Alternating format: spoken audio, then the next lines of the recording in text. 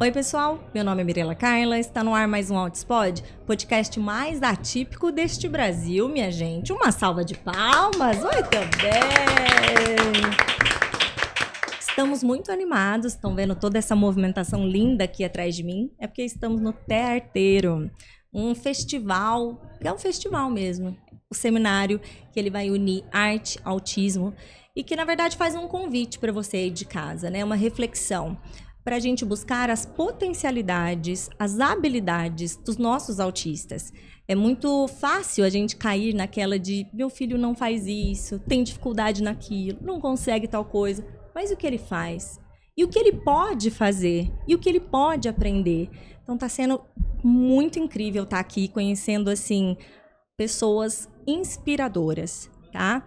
Eu quero agradecer os patrocinadores, né, que são responsáveis por ter aqui também o Outspod no Tearteiro, que é o IEPSIS, Instituto de Capacitação da Emília Gama e do Dr. Paulo Liberalesso.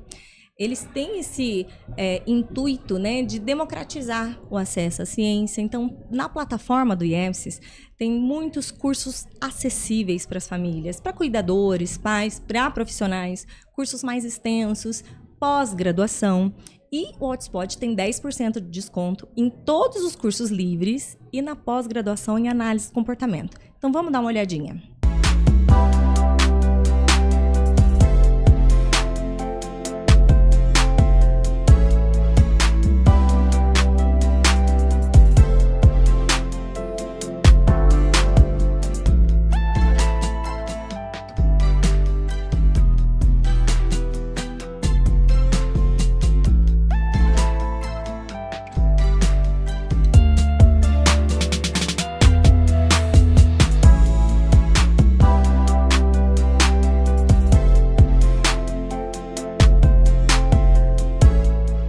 E é isso, pessoal.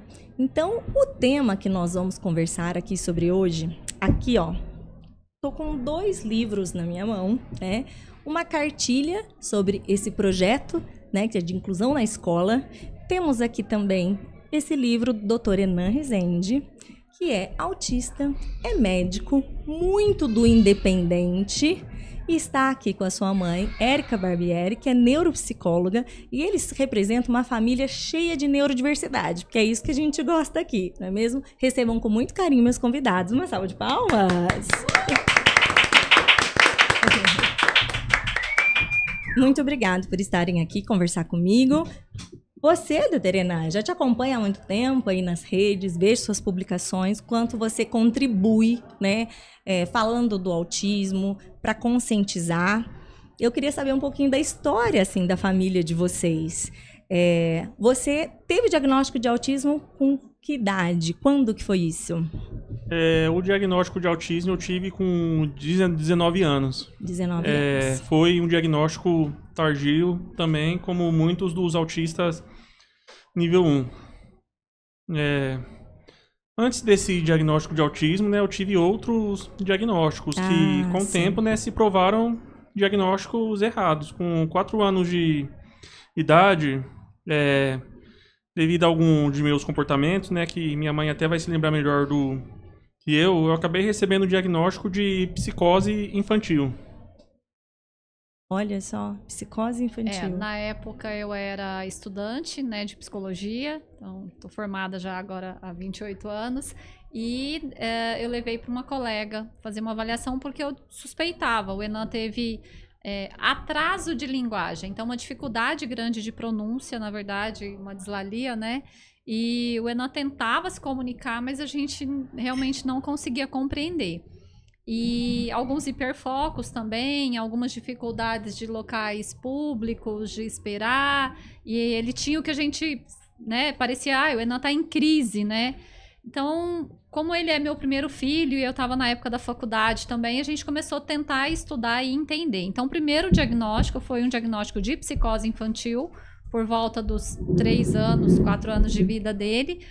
Nós entendemos na época, né, era o que nós tínhamos, né, à disposição, o Enan agora com 31 anos. Então, o que eu fiz com esse diagnóstico, né, Mirela? Eu contei para a família, né, que inclusive hoje em dia ainda é o que o pessoal faz, mas eu omiti de escolas, enfim. Certo. Né? Eu não iria matricular meu filho na escola e dizer, olha, então, eu tô matriculando, mas ele é assim porque ele tem psicose infantil, né? Então, se hoje Imagina o estigma. você trazer à luz um diagnóstico de autismo, a gente já percebe que ainda existe alguma dificuldade, imagina você dizer, olha, é psicose infantil. Mas, assim, a gente desde o início acreditava no potencial do Enan, ele sempre ouviu muito a frase, você é muito inteligente. E nós fomos com o que tínhamos, empiricamente, até a gente está no evento aqui agora, né, com meu esposo, e ele fala, nossa, como você foi fazendo as coisas acontecerem sem a gente ter acesso a tanta coisa que a gente tem hoje, né?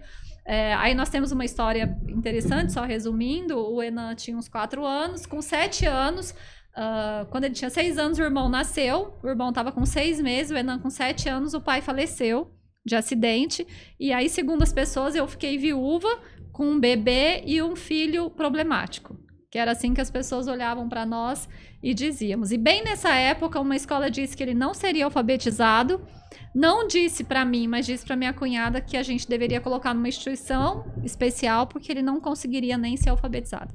E eu estava num momento tão difícil, viúva, 26 anos, um filho de 7 anos, outro bebê, eu me mudei para o estado do Mato Grosso, onde a minha família estava, e nem considerei possibilidade de não alfabetizar. E ele foi para a escola que a tia dele, né, minha cunhada, estava, e no final do ano o Enan estava lendo tudo, né, Enan? Então, a metodologia foi modificada, né? A metodologia lá era uma metodologia tradicional, e o Enan passou a ler e escrever. No final do ano, no ano que o pai falece, que acontece toda uma situação emocionalmente, né, muito difícil de lidar para qualquer pessoa, imagina, mudança de cidade, o Enan foi ler e escrever. E que daí incrível. em diante, nunca mais parou, né? Você tem 3 filhos hoje. São 3 filhos. Aí nós tivemos o Enan e o Elian, daí eu fiquei viúva, me casei novamente 5 anos depois, e tivemos a Isabelle, que tem síndrome de Rubinstein-Taube e autismo severo.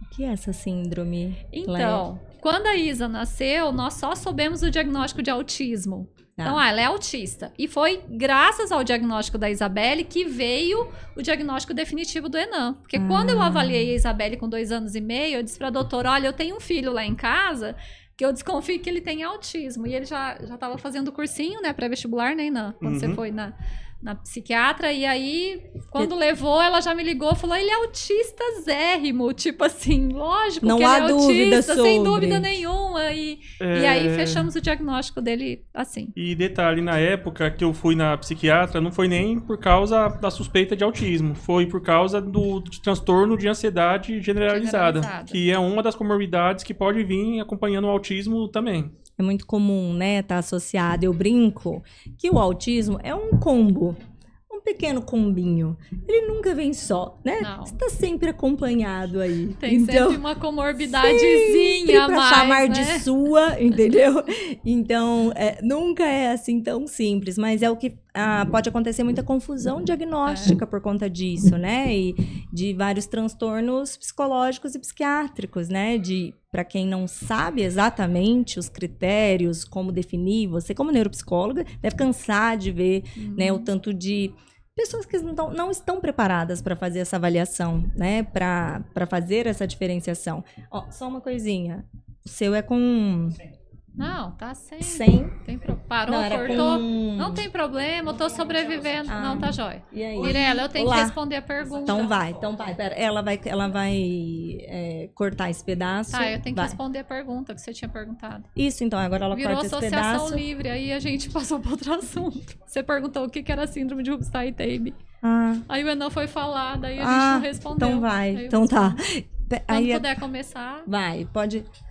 E voltando, então, da pergunta dessa síndrome, e aí? Sim, e aí o diagnóstico inicial foi só autismo, nós trabalhamos em cima disso com a Isabelle, e com muitas dificuldades, porque a Isabelle é sindrômica, tem hipotireoidismo congênito, apresentou dificuldade cardíaca, de sono, enfim, uma série de coisas, e a gente não descobriu o nome. E nós fazíamos vários exames na época e a gente não tinha nada, mas eu sempre insistia que ela era sindrômica, tinha alguma coisa. Foi até então que nós fizemos o exame genético. Ela já estava com 14 anos, o exame Exoma. E a grata surpresa, porque para nós foi muito bom entender... Saber, né, o nome disso. Que a Isabelle disso. tinha síndrome de Rubinstein-Taube. Então, o cromossomo de número 16, de um dos lados, ele é totalmente apagado. Então, o autismo da Isabelle é o que a gente chama de autismo acidental. Sindrômico, né? Porque ele é sindrômico e ele vem em decorrência da síndrome. Mas, como o autismo é majoritariamente genético, né? A gente já descobriu que ele vem da minha família paterna, né? Por parte do meu pai, porque eu me casei novamente e tive uma menina. Mas em casa, todo mundo tem alguma coisinha, né? Tem TDAH, enfim. Somos uma família e tanta. Então, é isso. Eu ia falar que na minha casa eu brinco que a gente tem pedigree. Ali tem pedigree, a nossa família tem toda uma linhagem, né? Uma linhagem real ali. Não tinha muito como sair, assim, a maçã cair muito, muito longe da árvore, né? E, Enan, para você esse diagnóstico de você se entender autista, isso foi legal? Teve um impacto? Não? Como que foi isso para você? Isso foi bom e ruim ao mesmo tempo, na época. Por quê? Foi bom porque eu finalmente me descobri. Certo. Eu passei a entender muita coisa. Por que eu sou assim? Por que eu faço isso? Por que eu faço aquilo que antes eu não entendia? Aí quando eu fui ler mais a respeito, eu simplesmente me identifiquei, eu me encontrei, passei a entender. E foi ruim pelo seguinte, porque aí eu pensei, poxa, eu tenho uma condição crônica, irreversível e eu vou ser assim a vida toda. Ou seja, eu vou ser um velhinho, vou ser um vovozinho e eu ainda assim vou ser autista. E é algo que eu nunca vou deixar de ser. Mas isso foi na época. Hoje em dia eu já lido muito bem com isso e eu já aceito. Que é parte de você, né? Parte de quem você é. Uhum. Nós respeitamos muito o momento do Enan, porque nós tínhamos a Isabelle, então focamos a questão do autismo nela e a gente respeitou muito essa questão de vai falar, não vai falar, vai tornar isso público ou não. Tanto que quando nós iniciamos a nossa vida, né, de ativistas, de pais e iniciamos grupos, a gente não expunha a condição do Enan. Uhum. Né? O Enan passou a ser participante, que foi uma grata surpresa para mim, quando a gente já estava com um trabalho voluntário. E no dia 2 de abril de 2017, o Enan postou nas redes sociais, se identificando como autista e eu chorei, como quase estou chorando de novo quando eu me lembro. Foi quando ele tornou público a condição dele. Isso é muito grande, né? Porque a gente quer que os nossos filhos sintam orgulho de quem são. Eu vejo o meu menino, um menino, assim, brilhante. Eu morro de orgulho dele, com todas as dificuldades que ele tem, as habilidades que ele tem. Eu acho ele simplesmente brilhante. Eu amo entender como aquela cabecinha funciona, esses pensamentos tão diferentes, assim, eu vejo beleza em tudo isso, né? E eu quero muito que meu filho se veja assim também. Ele ainda é muito pequenininho, mas eu espero que, assim como você, chegue nesse ponto de ver beleza em ser como é. Hoje você se aceita numa boa. Eu me aceito numa boa. E quando você falou isso para os seus amigos, que você é autista, como que foi a recepção deles? Colegas de turma, assim? Antes de eu me assumir publicamente, né? Algumas pessoas já sabiam, né? Porque eu falava para uma pessoa ou para outra pessoa. Certo. Até que eu decidi tornar o meu diagnóstico público. As reações foram muito positivas, as reações, assim, no geral foram muito positivas, pessoas me elogiando, pelo meu jeito de ser, pelo meu caráter. Outras reações, né, é aquela frase clássica que todo autista ouve. Ah, mas você nem parece autista. Você nem tem cara de autista. E o que você responde pra eles?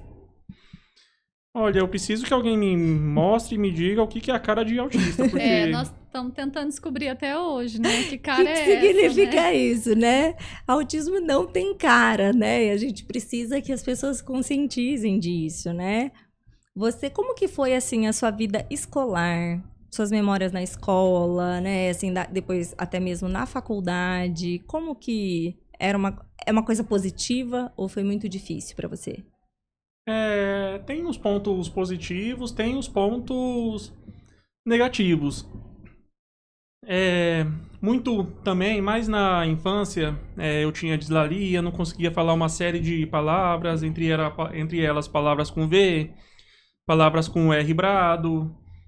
E aí os coleguinhas falavam que eu era louco, que eu era retardado, e aí às vezes até eu percebia que até mães incitavam os filhos, olha, não fica com aquele menino lá que ele é louco.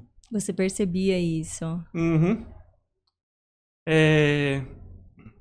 Você ficava muito triste, né?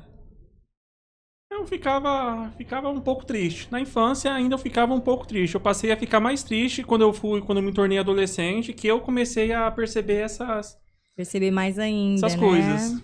Só que, assim, eu tenho uma coisa que faz eu me considerar uma pessoa estranha, porque as 4 palavras que mais me motivaram foram: você não vai conseguir. Perfeito. Isso aí falando, não, então agora vocês vão ver que eu vou conseguir. Psicologia reversa, né? Vocês me pagam, né? Vocês vão ver. Ah, é? Vocês estão achando isso? Então, pera lá. Que nem, porque, assim, é uma coisa que eu sempre tive dentro de mim, não é porque eu construí dentro de mim, mas eu sempre tive esse espírito combativo. Que nem uma vez também que eu tava na escola, né, eu já gostava de desenhar. Os coleguinhas mostraram uma imagem no livro de história e falou que eu jamais conseguiria fazer essa imagem. Na outra semana eu levei o desenho para eles. Muito bem. Mirela, e o desenho, na verdade, foi sempre utilizado para se regular. O Enan ia para a igreja, né, muito pequeno, o pai era pastor, e como é que esse menino se comporta na igreja, né? E aí eu levava já papel, rascunho, lápis, e ele ficava o tempo todo desenhando. Tanto que todos esses desenhos, rabiscos, eu tenho todos eles encadernados em livros. Né? Desde que o Enan, 2 anos, né, filho?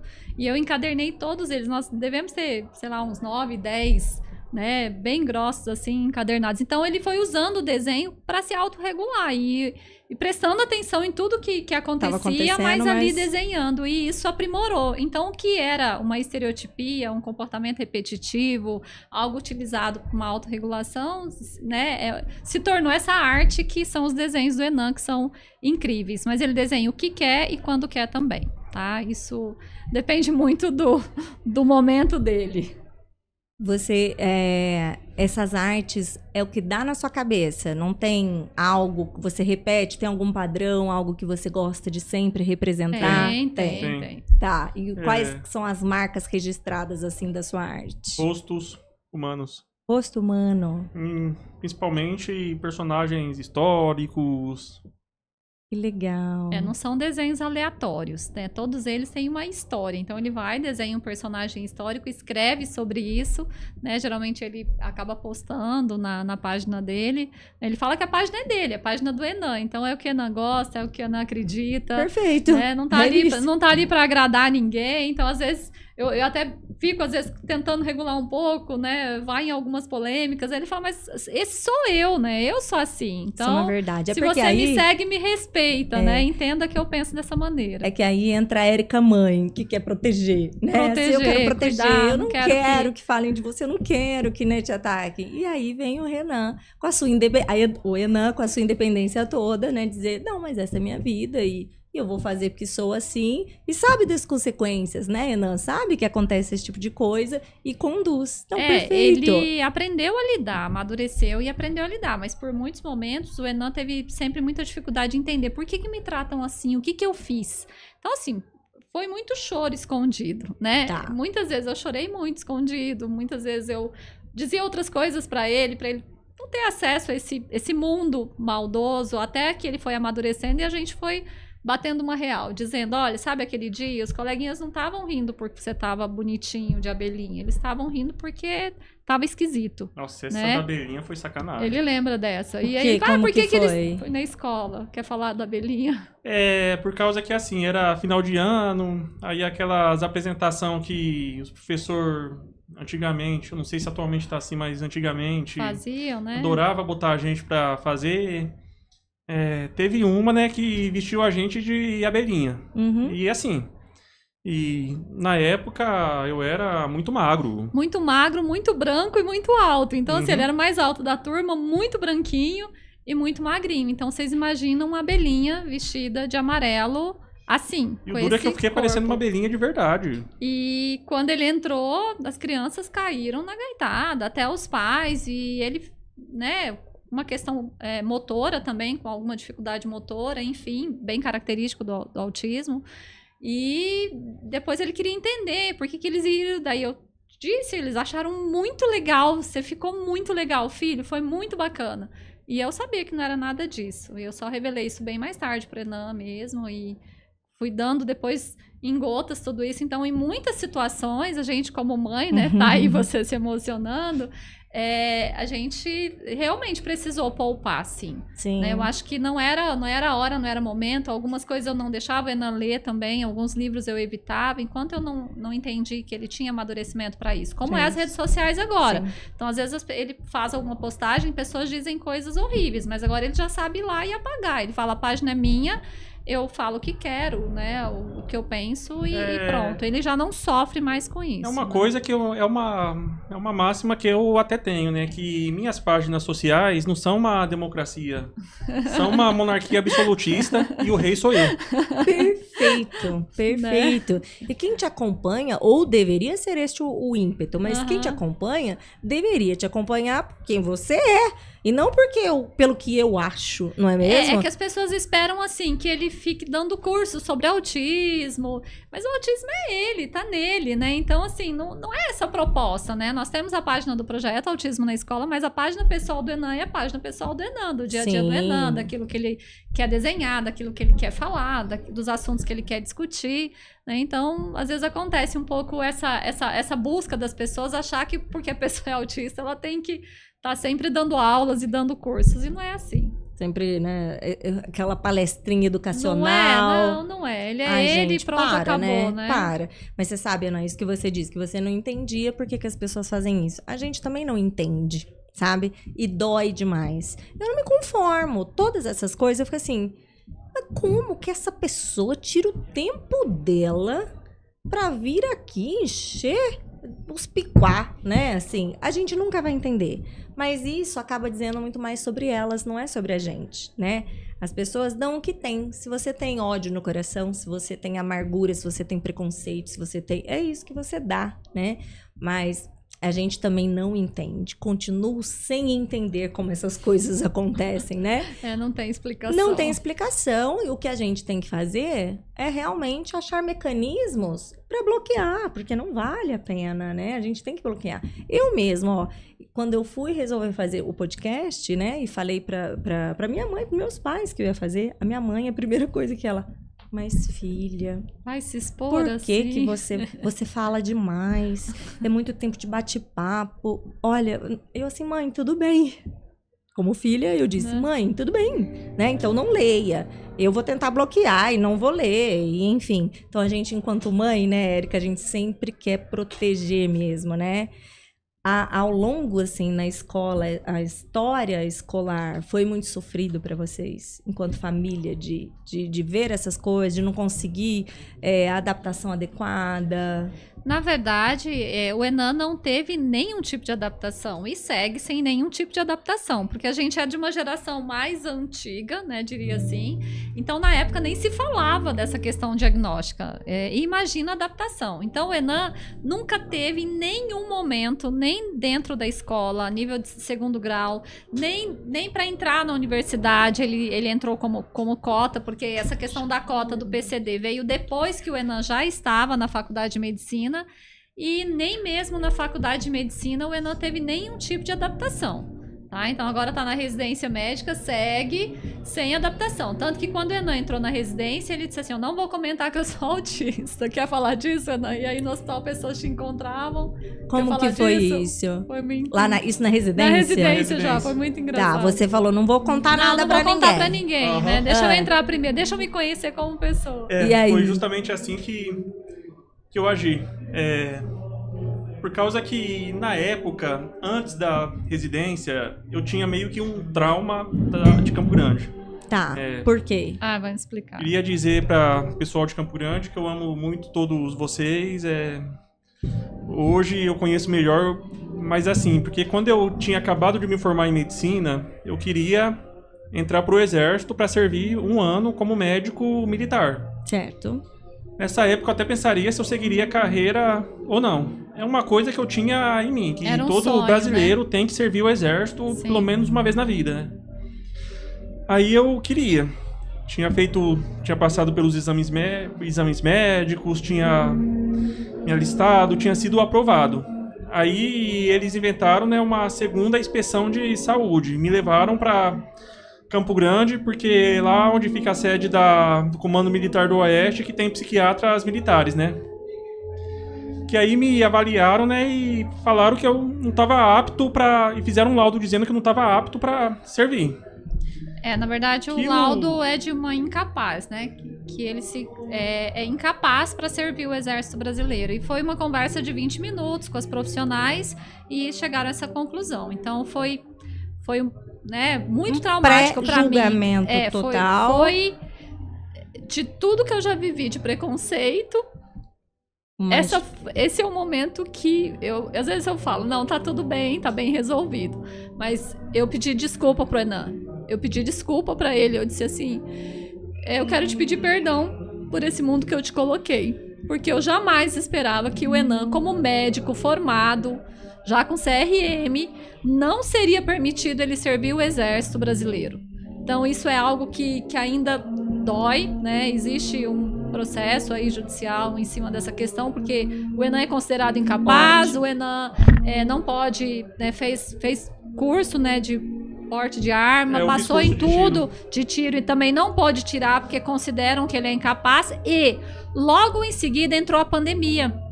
E o Enan, trabalhando, né, na saúde pública, ali, na estratégia de saúde familiar, ele serviu como soldado para trabalhar em Covid. E depois de 2 anos, ele ficou 2 anos trabalhando na UTI Covid. Então, no momento de guerra que nós tivemos com a Covid, quem foi servir foi médico. A família expondo, sabendo que ele estava indo e voltando todos os dias, nós com uma criança especial dentro de casa. Isso tudo aconteceu depois dessa recusa do Exército. Quer dizer, então, nós passamos por situações difíceis, o Enan chegava, trocava roupa, a irmã, né, com um grau severo, com uma síndrome. E daí, nesses 4 anos, o Enan serviu o país na linha de frente, né, correndo risco de vida, mas ele foi rejeitado pelo Exército Brasileiro. Então, enfim, se isso vai mudar ou não vai, isso já não é mais uma questão nossa, mas isso foi algo que me fez pedir perdão pelo meu filho, pro mundo que eu coloquei ele, porque eu não acreditei que isso seria possível. E assim, aí respondendo a pergunta, né, isso que acabou meio que fazendo, né, eu ter um pouco de trauma de Campo Grande, né, porque tudo isso aconteceu em Campo Grande. Aí eu entrei na residência, eu fiz uma prova, né, que abrange vários lugares, né. Aí eu acabei passando em Campo Grande. E aí, assim, eu já fui com um pouco de medo, pensando, nossa, eu não vou deixar descobrirem que eu sou autista. Por causa que, assim, quem trabalha em hospitais vai entender o que eu vou falar agora. No hospital, quando alguém fica sabendo de alguma coisa, o hospital inteiro fica sabendo. E assim, isso qualquer hospital grande e acontece alguma coisa, todo mundo fica... que tá ali, geral tá sabendo. Mas como ele é uma figura um pouco pública, de vez em quando aparecia médica dizendo, né? Só que no entanto, né, quando o pessoal foi descobrindo, que foram conversando comigo, né, a repercussão foi muito positivo. E assim, de modo, né, que meus preceptores, né, outros colegas médicos, outros preceptores, outros funcionários, né, da equipe, são super receptivos comigo, me aceitam, me ajudam. E isso, pra mim, tem sido uma coisa muito, muito boa. Eles honraram você, né? Meio que acabou mudando a visão que eu tinha da cidade. Vai aqui a minha gratidão como mãe, né? Para esses colegas lá em Campo Grande, do Enan. Porque o Enan até ouviu, olha, Enan, se mexerem com você ou se alguma coisa acontecer com você, vem falar comigo, pode contar comigo. Então, eu não os conheço, eu não fui em Campo Grande ainda, né? O Enan tá lá desde fevereiro e eu só tenho gratidão agora, né? Qual hospital que é? Hospital Regional do Mato Grosso do Sul. Pessoal do Hospital Regional de Mato Grosso do Sul. Quando a gente acolhe uma mãe, a gente acolhe todas as mães, né? E nessa comunidade autista, a gente tem as nossas discussões às vezes, mas isso aqui não é discutível, não. Entendeu? Isso a gente briga, né, pelos direitos, para que reconheçam que está ali. É só querer enxergar, é só ver, tá ali, né? Não é um favor, é só olhar. Então, muito obrigado para vocês, que isso sirva de exemplo para todos os outros hospitais, clínicas, ambientes de trabalho, né? Porque aqueles que não oportunizaram para o Enan perderam, né? O azar foi total deles. Que bom que vocês conseguiram enxergar o talento, a competência, né? Então fica aqui o nosso agradecimento. Quando a gente fizer, nós vamos até postar o Instagram lá do hospital como agradecimento para a comunidade, e digo como comunidade de mães mesmo, né? Porque quando a gente acolhe uma, a gente acolhe todas, não é? Não tem como. Isso é muito visceral pra gente. Não tem como eu fazer essa separação. Então, todas essas conquistas que você tem me alegram imensamente, assim como as suas dores também me doem. As dores da sua mãe me doem igualmente, né? Então, eu também quero pedir desculpas para você por ter enfrentado isso, essa recusa. Na verdade, só me mostra a ignorância de desconhecimento mesmo, assim. E o azar, né? Azar, perderam. E nisso tudo, então, você foi para um lugar que te reconheceu o seu valor, né? Então, é fantástico com todas essas portas que se fecham ao longo da vida e que vão subestimando. Você não pode, você não consegue, é demais para você. E você, um a um, provando que estão errados, Enan.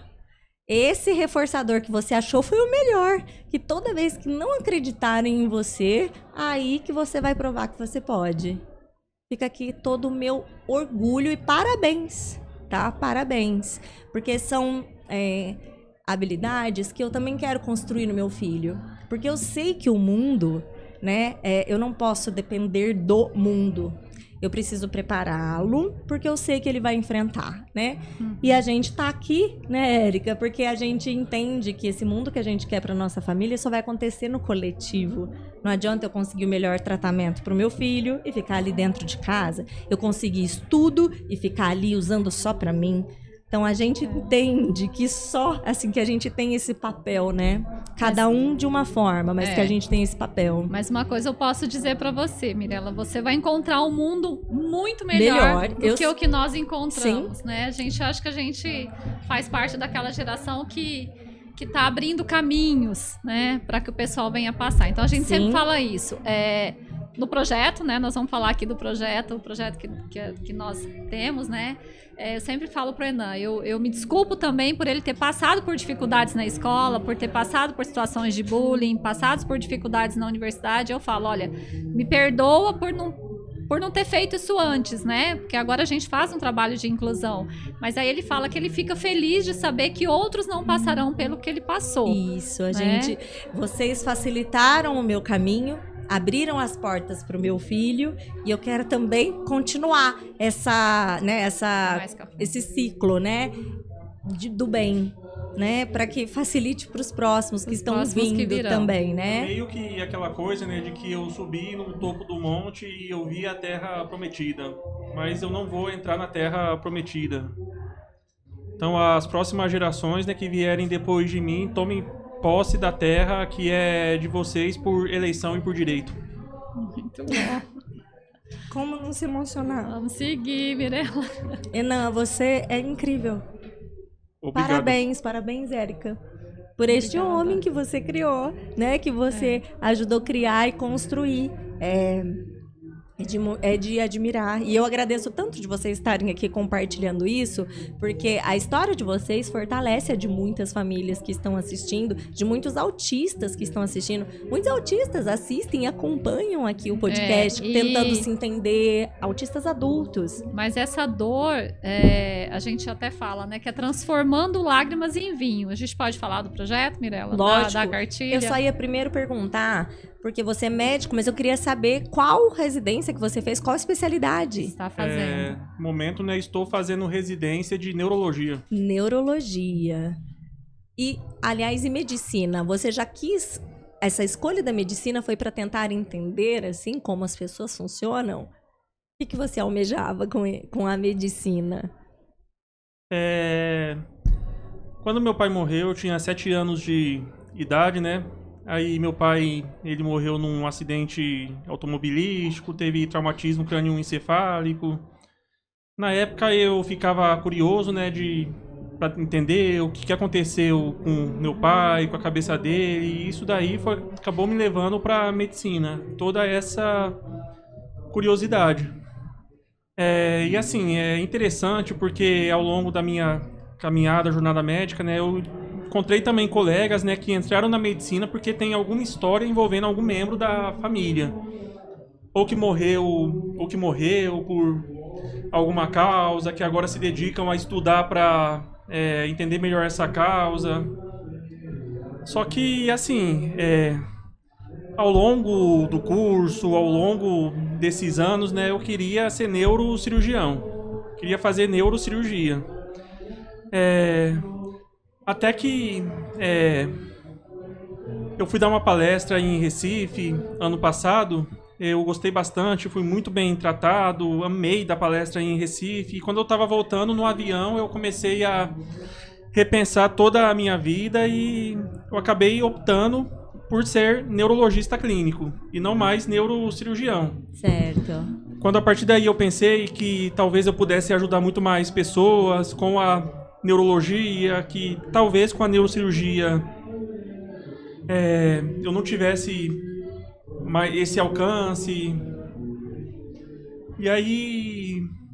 Você tá em que ano de residência? No primeiro ano. Tá no primeiro ano. Você fez faculdade lá também, né? Não, no Mato Grosso. No Mato Grosso, em Campo Grande. Não, eu fiz em Cuiabá. Você fez em Cuiabá. No Mato Grosso. Que no caso, né, seria o Mato Grosso do Norte. Do Sul. Mas o pessoal fica... Do pessoal Sul, fica... Mato Grosso do Sul. Não, eu falei do Sul Grosso pensando em Campo Grande. Mato Grosso do Sul, Sim. Que assim, né, o pessoal do Mato Grosso, eles ficam meio bravos que você chama de Mato Grosso do Norte. Que não é Mato Grosso do Norte, é só Mato Grosso. É só Mato Grosso, E assim, os estrangeiros, né, que vêm de fora, eles não entendem como que nós temos o Mato Grosso do Sul e não temos o Mato Grosso do Norte. Aí Pois é só o Mato Grosso. Não faz, porque lá eles fazem essa diferenciação, né? Nos Estados Unidos tem Carolina do Sul, Carolina do Norte, eles fazem essa diferença de estado. E até antes da gente falar do projeto, a gente dizendo de espaços, né? O quanto é importante os espaços darem voz para as famílias, para as mães, para os autistas. E você esteve no programa da Fátima Bernardes. Conta como que foi essa experiência. Você ficou muito nervoso? Porque foi ao vivo. Foi ao vivo. E aí, você ficou muito nervoso, Ana? Muito não, fiquei um pouco só. Um pouco. E a mãe ficou muito nervosa? Mãe? Não, foi muito tranquilo, assim. A Fátima é uma pessoa incrível. Antes do programa, ela conversou com a gente. Então, a impressão é que eu estava na sala de casa. Ela muito acolhedora, ela já tem bastante experiência com, né, pessoas autistas, entrevistas. Nós estávamos com a Berenice Piana, que é uma grande amiga também, autora da lei. Então, foi bem como legal. atriz também, né, participou a Anissete Bruno. Uma querida, ela ainda era viva, né? Inclusive, que Deus a tenha. Foi em 2018, Foi, né, uma das muitas vítimas do SARS-CoV. Uhum. E assim, um amor de pessoa. Queria que fosse minha avó. Que beleza. Mas eu amo a minha avó também. Eu também. E mudou a vida, né, Inan? Depois do programa, quer falar disso? Foi muito importante para você ter ido lá na Fátima? O pessoal te ouviu na Fátima? O pessoal que estava do teu lado não te ouvia, mas te viu na Fátima. Peraí, se ele tá na Fátima, se a Fátima tá ouvindo ele, deixa eu ouvir também. Mudou o tratamento com você? Mudou, porque antigamente era muito aquela conversa, porque você precisa mudar, porque você precisa amadurecer, porque ninguém vai mudar por sua causa, é você que vai ter que mudar. Aí depois que eu fui no programa da Fátima, parou esse tipo de conversa. Perfeito, por isso também Aceitação, né? As pessoas precisam conhecer, porque na verdade o grande cerne de tudo isso é a ignorância, no sentido de desconhecimento, falta mesmo, de conhecimento. Sabe? Então a gente tem que falar para os 4 cantos onde puder, né, para ser ouvido. E um espaço como o da Fátima, porque senão a gente também só fala para nós mesmos, né, Érica? A gente só para nós. Então a gente quer furar a bolha, né? A gente quer falar com outras pessoas, quer ser ouvido por outras pessoas, né?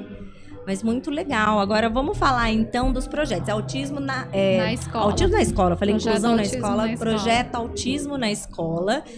Então vamos lá. Primeiro tem essa cartilha aqui. Segura aí. Pode apontar ali para aquela câmera. Para essa aqui, na verdade, ó. Depois ela dá um zoom. O que é essa cartilha? Só resumindo, né, o projeto começou da dor, né? Em 2016, o Enan ia entrar no 5º ano e estaria fazendo... Quer falar disso? O internato. E ele enfrentou uma dificuldade, porque cada um iria formar grupos. E nessas escolhas, a gente teve dificuldades que alguns colegas não queriam que o Enan fizesse parte do grupo. A gente ficou sabendo disso no dia 24 de dezembro de 2016. E daquelas situações em que o Enan ficou muito assustado, sem compreender por que agiram dessa forma. Me procurou de madrugada e contando, olha, mãe, não estão me querendo nos grupos. E... imagina. Ou seja, né, foi aquela véspera de Natal que eu não recebi a visita do Papai Noel, e sim do Krampus.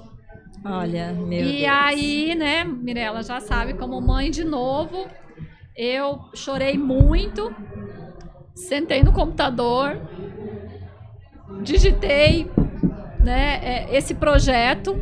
Eu falei, não, eu preciso informar as pessoas, elas precisam entender o que é o autismo.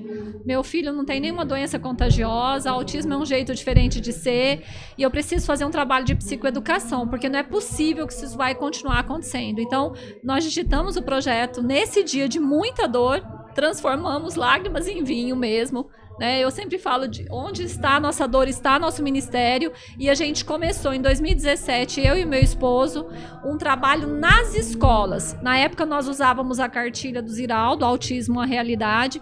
Fizemos esse projeto em 2017 em todas as escolas praticamente do nosso município. Toda sexta-feira eu deixei de ir para o consultório trabalhar para fazer esse trabalho voluntário, e o Enan no 5º ano de faculdade. O projeto continuou em 2018.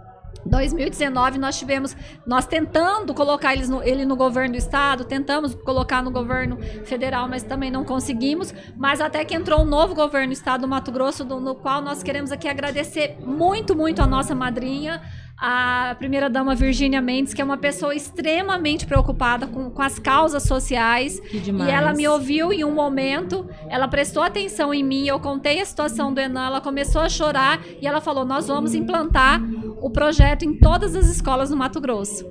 Mas aí o impasse que nós tivemos é que começou a pandemia e a cartilha Autismo e Realidade não poderia mais ser utilizada, e aí o impasse, não temos cartilha, temos o projeto.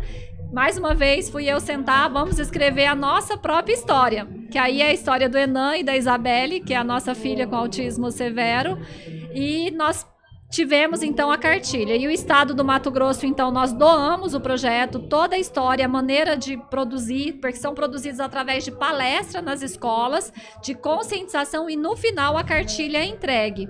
Então, essas palestras estão gravadas, né? A SEDUC, a Secretaria de Educação do Estado, foi até a nossa cidade, gravou em 2 versões, que é uma versão infantil e uma versão mais adolescente. Essas palestras vão para as escolas, são vinculadas entre os alunos e entregue as cartilhas depois. foram 500 mil cartilhas entregues. O estado do Mato Grosso é o único estado, é o primeiro e único estado com um trabalho de inclusão nessa dimensão, e vem coisa nova por aí. Então é um estado extremamente inclusivo, nós somos os primeiros com a carteirinha também do autismo. A carteira do autismo do estado do Mato Grosso, ela está no Gov, então nós temos ela digital, ela é a primeira também que está digital, então é um estado que faz toda a diferença. Então nós só temos que agradecer, tivemos muitas pedras no caminho, mas nós tivemos pessoas muito boas também, e uma delas, né, que é a nossa madrinha do projeto, é a Virgínia Mendes. E como embaixador do nosso projeto, quem sempre me ajudou foi o Dr. Carlos Gadia e a Grazi. Quando eu iniciei o projeto em 2017, eu apresentei o projeto numa sala da BNEP, era o horário de almoço, tinha outros eventos acontecendo, pouquinha gente na minha sala, de repente entra o Dr. Carlos Gadia. Quando eu achei que ninguém ia apoiar ele, o Clay Blitz, né, que não está mais entre nós também, e junto com a Luciana, né, que Deus o tenha, abençoe ricamente a Luciana e os filhos, mas a presença do Dr. Gadia ali naquele momento com o Dr. Clay e assistindo uma palestra de uma pessoa lá do interior do Mato Grosso me deu toda a força para mim continuar. Então o projeto chegou onde chegou, é um projeto de uma dimensão imensa, incrível e única, e a gente quer que isso se expanda por todos os outros estados, porque faz toda a diferença, Mirella. As crianças falam, olha, agora a gente entende.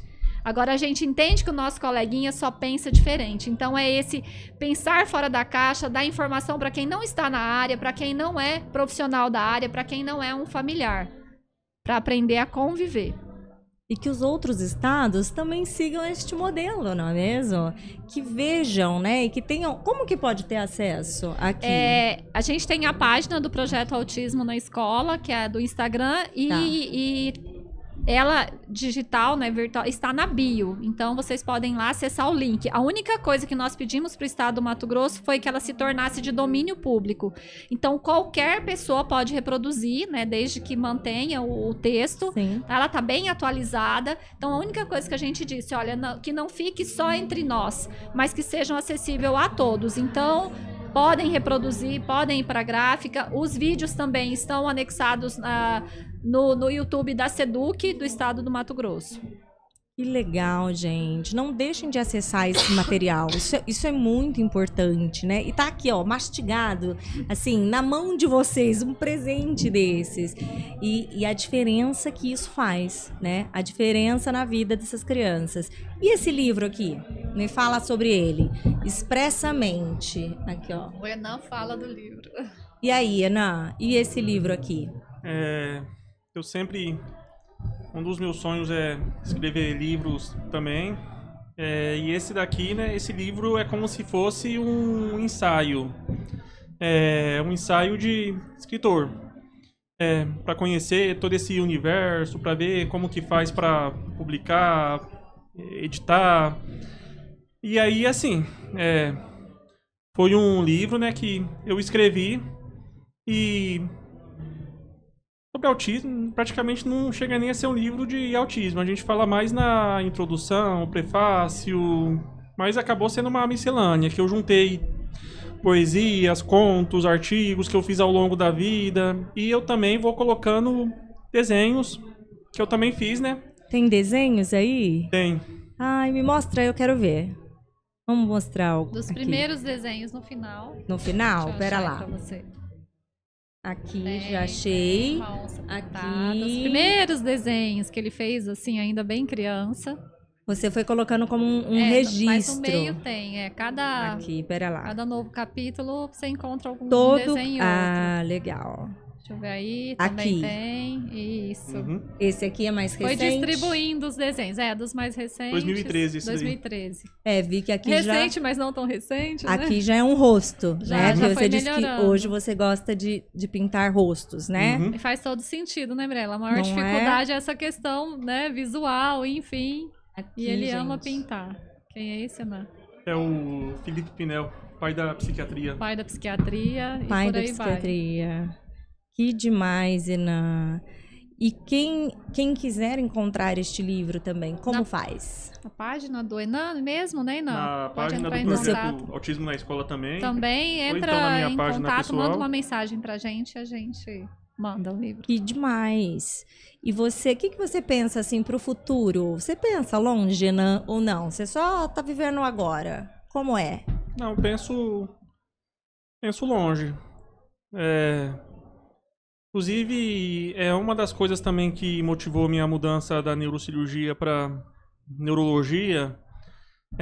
Assim, o fato de, por estar vivendo nesse universo do autismo, de ver tanta notícia falsa, tanto charlatanismo dentro da área médica, né? E assim, tanta mentira que está sendo colocado para os pais. E um dos motivos, né, é justamente para começar para trabalhar e para fazer estudos sérios.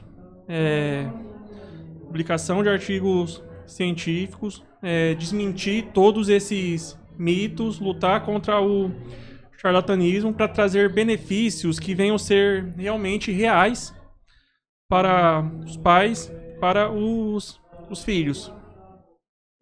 Que incrível, porque a gente, enquanto mãe, né, a gente fica muito vulnerável a pseudociências, falsas promessas, milagres. Você entra em polêmica no Instagram quando você vê essas coisas, Ená? Você vai lá falar, não, coleguinha, isso aí que você tá fazendo, isso é pseudociência. No início, antigamente eu até que entrava, mas aí depois eu fui ficando velho, fui começando a ficar mais preguiçoso. Tá aí muito ocupado, tá não estudando muito. Mas assim, não. dependendo, às vezes, se aparecer alguma coisa, eu até posso entrar. Ele vai responder, na verdade, fazendo os estudos, né? Escrevendo esses artigos científicos do que realmente funciona, né? De tratamentos. E você tem vontade de ter uma clínica e fazer esses atendimentos? Também.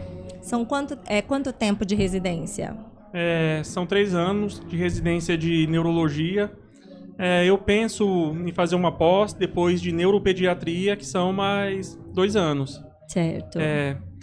Residência médica, hoje em dia, é o caminho até um pouco mais difícil, né? Porque hoje em dia já tem pós, cursos que as pessoas fazem para começar a atender como especialistas. E assim, residência é o caminho mais difícil, mas é onde a gente aprende mais. Mais profundo, né? Ele é mais penoso, mas ele realmente é eficaz, né? Porque é um trabalho de 3 anos na neurologia, depois mais 2, e ele fica tão somente estudando e trabalhando, na verdade, né? Então, assim, ele não consegue fazer nada fora, não consegue ganhar, né? Fazer nada fora do que é a residência médica mesmo. Mas é isso, a gente está aqui, que precisar da mãe aí, a mãe ainda está com condições, nós vamos ajudando e ele vai concluir o sonho dele. Então, só não ter pressa, né? Sempre foi assim mesmo. Para quem não seria alfabetizado, para mim, ele ler e escrever já foi o máximo. Depois, quando ele terminou medicina, para mim já estava mais do que, né? Eu já estava mais do que realizada. Ele sempre perguntava, mas e se eu não conseguir passar na residência? Eu falei, não, para quem tinha um filho que não seria nem alfabetizado, meu filho, eu tô no lucro. Mas ele quer concluir, claro, e vai concluir agora. Foi uma festa, a gente ficou muito feliz quando ele conseguiu passar. É muito difícil passar na residência e neurologia, é muito, muito concorrido, são pouquíssimas vagas no país, isso ainda é um gargalo, né? Bem complicado passar, mas o Enan estudou muito, sempre estudou. Ele abriu mão de todas as outras coisas na vida dele. Esse foi o primeiro ano que a gente conseguiu levar o Enan em férias de família. A gente conseguiu alguns dias, mas foi o primeiro ano desde que o Enan tá nessa luta, cursinho, depois 6 anos de medicina, 4 anos trabalhando, tem Covid, enfim. Só esse ano a gente conseguiu sair com ele. E foi muito bom, porque a gente tem a Isabelle, que é autista severo, e ela pela primeira vez teve os irmãos juntos, né? Que nós temos o Elian com 25 anos, que é arquiteto, tá fazendo psicologia também, então a família inteira.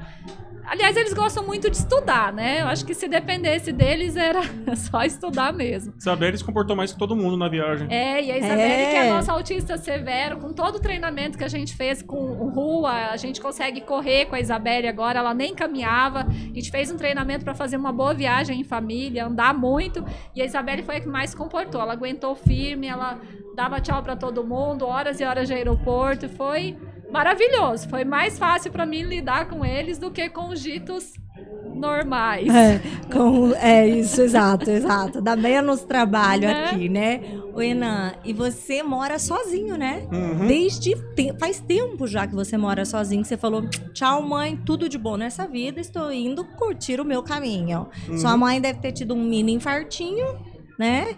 Mas com que idade que você foi morar sozinho? Quando você era faculdade, cursinho, quando que foi isso?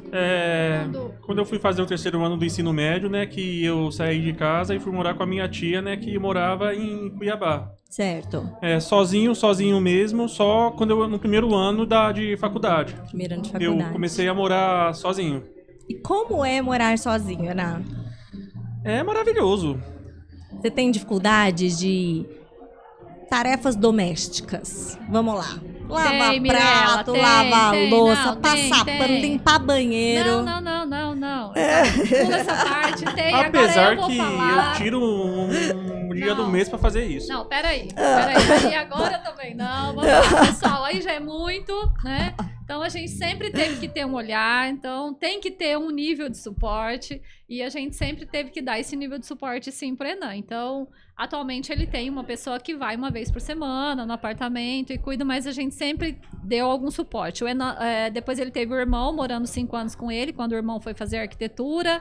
E o irmão e ele tinham alguns impasses de vez em quando, mas uma boa, justamente por essas dificuldades. Então, assim, o Enan é maravilhoso, ele é extremamente estudioso, mas não foi feito para limpar a casa, para lavar louça, essa é uma parte que, né, muito simples para muitas pessoas, mas um pouco talvez desnecessárias para eles, mas ele entende, ele compreende, então a gente tem uma pessoa que entende o jeito dele de ser e sempre nos atendeu. Nós sempre tivemos pelo menos uma vez por semana alguém para auxiliar, porque daí já é muito, né? Sim, lógico que é. Mas que eu considero o seguinte, que é coisa de menino, nem todo homem é dado também, a cozinha, a lavar louça, enfim.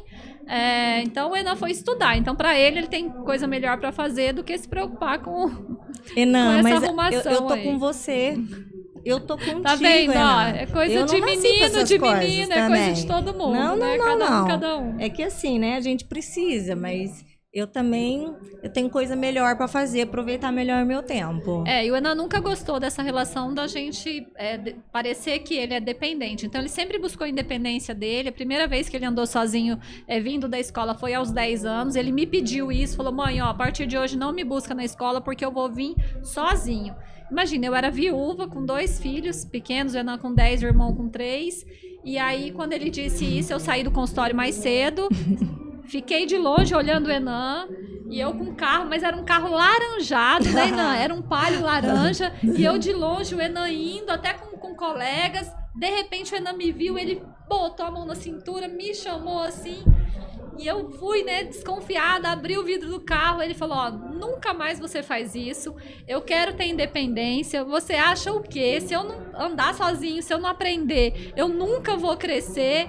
E eu fiquei com aquela cara de mãe, eu falei, então tá bom então, filho, pode continuar a pé. Ele falou, não, agora que você já chegou até aqui, me dá carona até em casa. Mas aí depois foi confiar, acreditar em Deus, e o Enan sempre buscou assim a independência dele. Ele não gosta, ele acha que realmente é uma situação de capacitismo, achar que ele não é capaz. Então a gente faz e dá o nível de suporte. Então quando precisa, ele solicita. A gente sempre tem contato com quem é o síndico do local que ele está morando. Algum nível de apoio também a gente tem que ter. Agora, uma coisa que mãe de autista precisa entender é o seguinte: o Enan não liga pra gente, raramente a gente marca, sei lá, a cada 15 dias a gente se fala, possivelmente, pelo WhatsApp eu vejo se ele entrou, se ele saiu, então tá ali, tá tudo certo, tá trabalhando.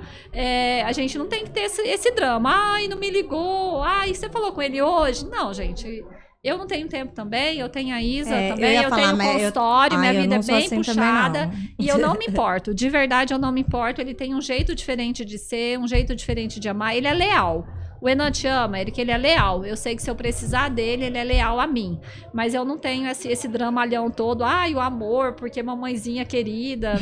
Não, gente, a gente tem que ser muito bem resolvida nessa questão, senão você sofre, tá? Isso de, às vezes, tentar super proteger, né? E aí a gente acaba se impondo numa redoma, né? E isso não é bom pra ninguém, né? Nem pra eles, nem pra nós. Enan, e você, ela dizendo assim, você não liga demais, não quer estar muito junto. E com seus amigos? Você gosta de ficar mais quieto? Colegas de trabalho encontra lá no trabalho e aí na sua casa você fica na sua? Como que é? Esse movimento todo que tá aqui, isso não te cansa um pouco? Barulheira, muita gente? Cansa, né? Cansa. Já assim, né? Já tá dando o meu tempo, não é mesmo? E como que você faz? Você se respeita. Você quer ficar sozinho, você fica sozinho. Apesar que, assim, eu sou muito seletivo também, né, para os lugares que eu vou. Se eu vejo que colegas de trabalho vão para algum lugar que é muito barulhento, que é muita muvuca, geralmente eu evito. Já declina o convite ali mesmo, né? Para estar aqui hoje, o que isso te custa, assim, de sobrecarga, né, sensorial? É difícil administrar, assim, estar aqui nesse ambiente? Mas estar com você é legal porque você torna o ambiente mais leve. Ah, que demais, Enan. E esse era um evento da Grazi, Gadia e do Dr. Carlos, que o Enan é, assim, apaixonado. Nós somos fãs, foram pessoas que sempre nos acolheram, sempre estiveram do nosso lado, sempre tiveram esse olhar, né, sobre os detalhes, né, com relação ao Enan, do que ele seria capaz. Então, assim, como negar, né, um pedido tão carinhoso deles? Então, não teria como não estar no Terra Arteiro, né, filho? Mas geralmente, na maioria das vezes, ele não responde as mensagens, as pessoas às vezes precisam entrar em contato com a mãe fica pensando uns 2, 3 dias como é que vai abordar um determinado assunto com o Enan, para que o Enan aceite ou não aceite. Funciona mais ou menos assim. É como se a gente fizesse uma triagem para ver se é possível ou não. Porque na maioria das vezes o Enan não responde, pessoal. Eu acho que isso não é só uma condição dele. Muitas mensagens ficam mesmo, não faz isso por mal, mas é uma seletividade deles mesmo, né? Sim. Eu fico muito feliz de você ter aceitado vir aqui conversar comigo. Eu fico muito grata mesmo, porque vai abrilhantar ainda mais este canal. Mas é verdade, significa muito. Muito obrigada. Obrigada de verdade pela participação de vocês. Pessoal, não deixem de conferir nas redes, né, para saber mais desse projeto Autismo na Escola e o livro do Renan também. Então, fiquem ligadinhos, já se inscrevam no canal para não perder nenhum episódio. Tchau, tchau!